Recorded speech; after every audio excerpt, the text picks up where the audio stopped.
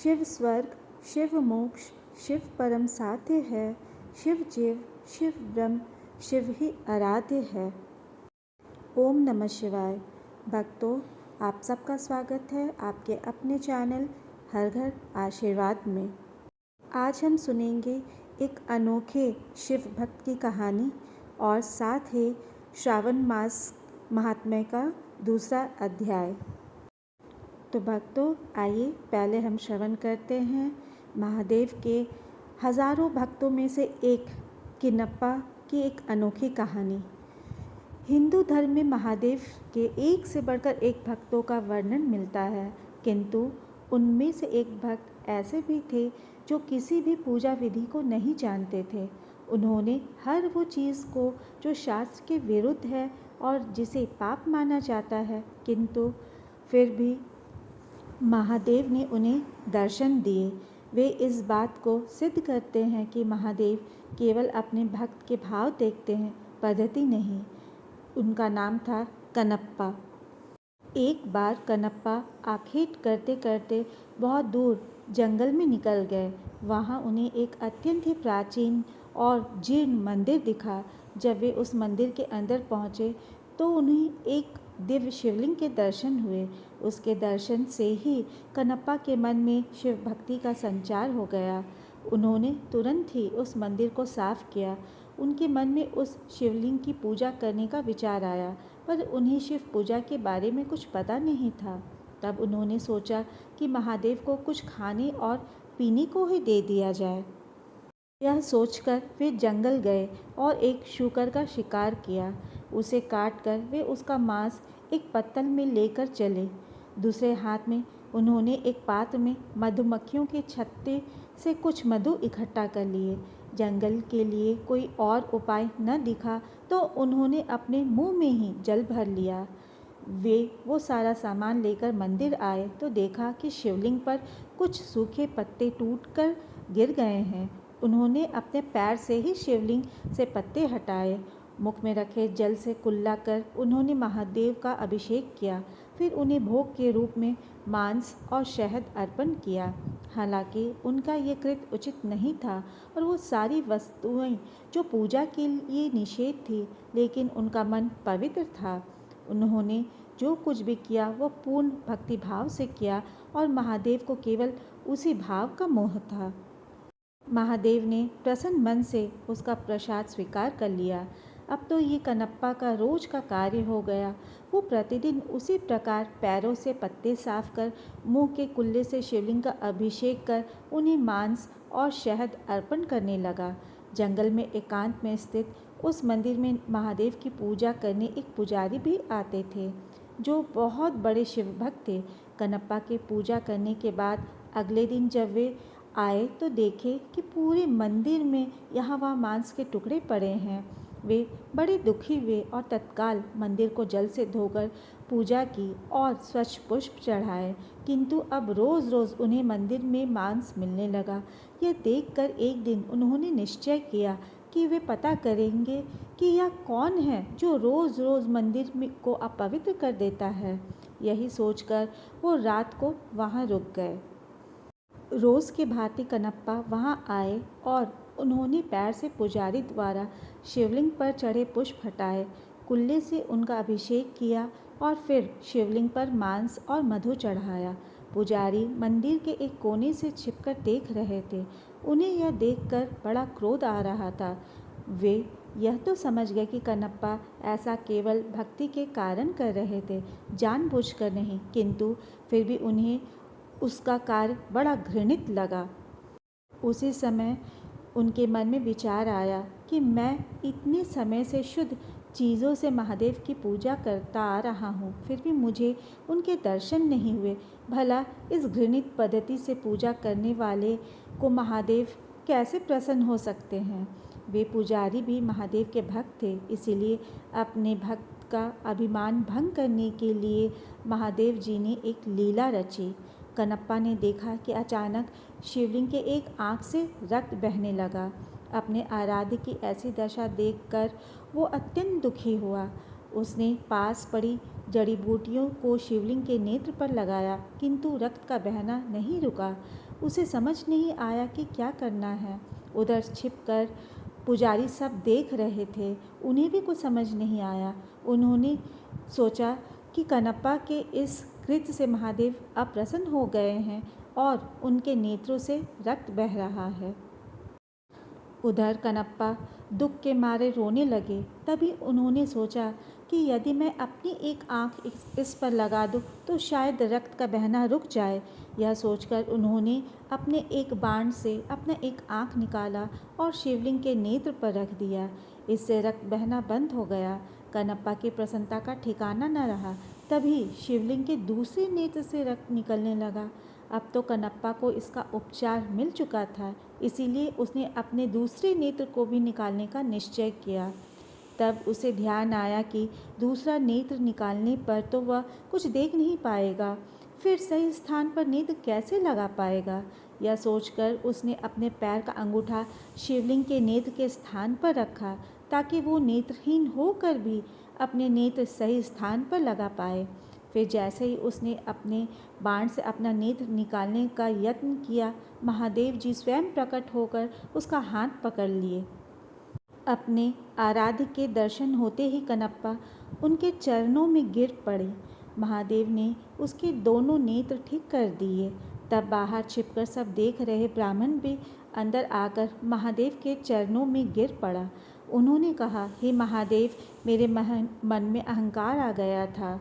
मैं आपका सबसे बड़ा भक्त हूँ, किंतु आज कनप्पा ने मेरा यह अभिमान तोड़ दिया। इनके कारण ही आज मुझे आपके दर्शन का सौभाग्य मिला है। आज मुझे समझ आया कि आपको केवल भाव से ही प्राप्त किया जा सकता है, किसी पूजा पद्धति से नहीं। तब महादेव ने दोनों को आशीर्वाद दिया और अंतर्धान हो गए। वर्तमान में आंध्र प्रदेश के तिरुपति जिले के कालहस्ती नामक जगह पर महादेव का वही शिवलिंग श्री कालहस्ती महादेव के नाम से स्थापित है। मान्यता है कि भक्तराज कनप्पा ने इन्हीं शिवलिंग पर अपने नेत्र अर्पण किए थे। प्रेम से बोलिए हर हर महादेव। भक्तों, अब हम श्रवण करेंगे श्रावण मास महात्म्य का अध्याय द्वितीय, सूत जी और शौनक जी का संवाद। श्रावण मास का पावन अवसर था। नैमिषारण्य तीर्थ में अनेक ऋषि मुनि एकत्रित होकर एक महान यज्ञ में संलग्न थे। यज्ञ के प्रमुख संचालक थे महर्षि शौनक। जब यज्ञ विश्राम की अवस्था में आता तो सभी ऋषिगण सत्य और धर्म की कथाएं सुनने के लिए सूत जी से विनती करते, क्योंकि वे भगवान व्यास के शिष्य और पुराणों के परम ज्ञाता थे।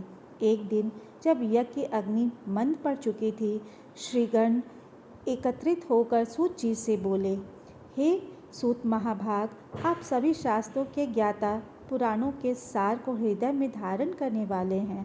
आप कृपा कर हमें श्रावण मास के महात्म्य का विस्तार पूर्वक वर्णन करें। विशेषकर यह बताएं कि श्रावण मास में भगवान शिव की पूजा क्यों श्रेष्ठ मानी गई है, यह मास कैसे समस्त पापों को हराने वाला है और इसमें क्या क्या व्रत, उपवास, कथा, कहानी या पूजन विधि करनी चाहिए। सूत जी ने उत्तर दिया, हे महर्षियों, आप धन्य हैं जो कलयुग में धर्म को जागृत रखने के लिए ऐसे प्रश्न करते हैं।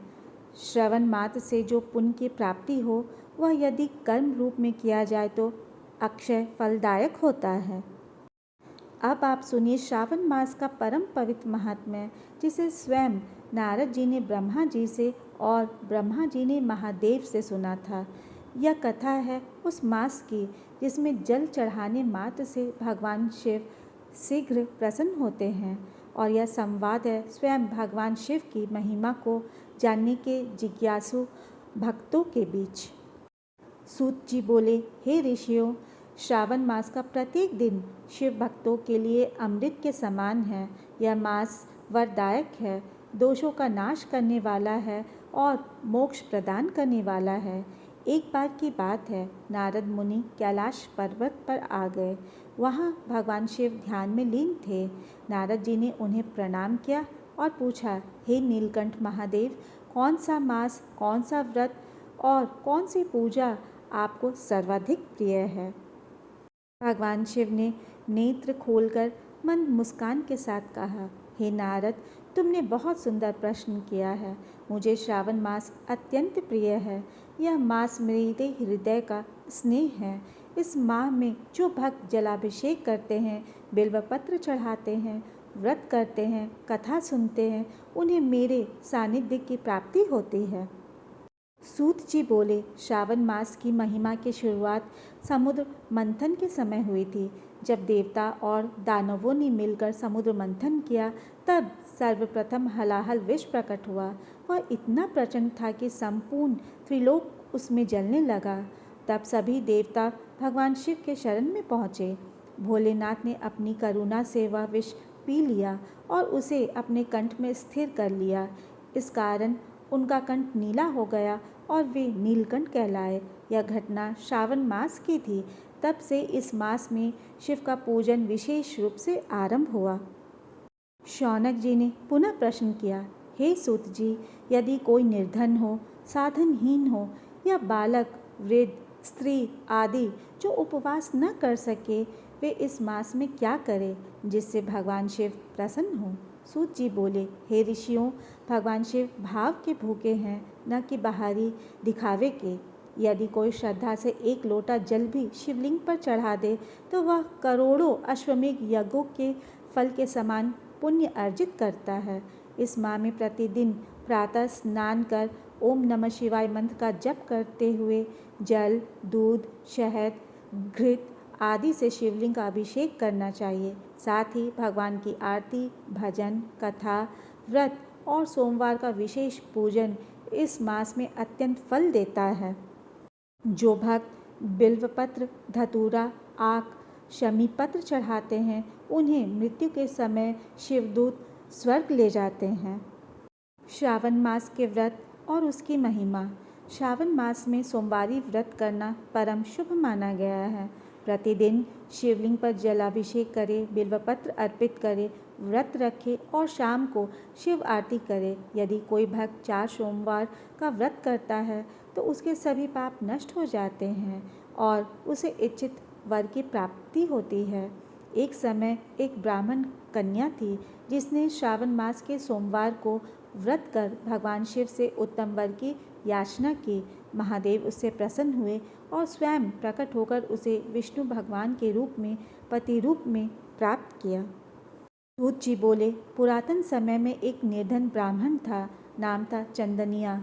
वह अत्यंत दरिद्र था, किंतु शिव भक्त था। श्रावण मास आया तो उसने व्रत करने का संकल्प लिया, किंतु उसके पास अन्न भी नहीं था। फिर भी उसने रोज़ शिव मंदिर जाकर सूखी बेलपत्र चढ़ाई और एक लोटा नदी से जल लाकर शिवलिंग पर अर्पित किया। उसकी भक्ति से प्रसन्न होकर भगवान शिव एक दिन स्वप्न में आए और बोले, वत्स, मैं तेरी भक्ति से प्रसन्न हूँ। कल से तेरा जीवन समृद्धि से भर जाएगा। दूसरे दिन राजा के सैनिक आए और चंदनिया को बुलाकर बोले, राजा ने तुम्हें अपने पुरोहित का कार्य सौंपा है। देखते ही देखते वह निर्धन ब्राह्मण धन धान्य से परिपूर्ण हो गया। शौनक जी सूत जी से बोले, सूत जी, कृपा कर हमें बताइए कि शिव जी के प्रिय वस्तु, वस्त्र, आहार और पूजन करने की सही विधि क्या है? सूत जी बोले, हे ऋषियों, शिव जी को विशेष रूप से भस्म, रुद्राक्ष, गंगाजल, बेलपत्र, आक, धतूरा, भांग, गाय का दूध, शुद्ध घी और चावल प्रिय है। उन्हें सफ़ेद, पीले या भस्म रंगी वस्त्र अति प्रिय है। जो भक्त शिवलिंग पर सोमवार के दिन चंदन का लेप करता है, वह ब्रह्म हत्या जैसे पापों से भी मुक्त हो जाता है।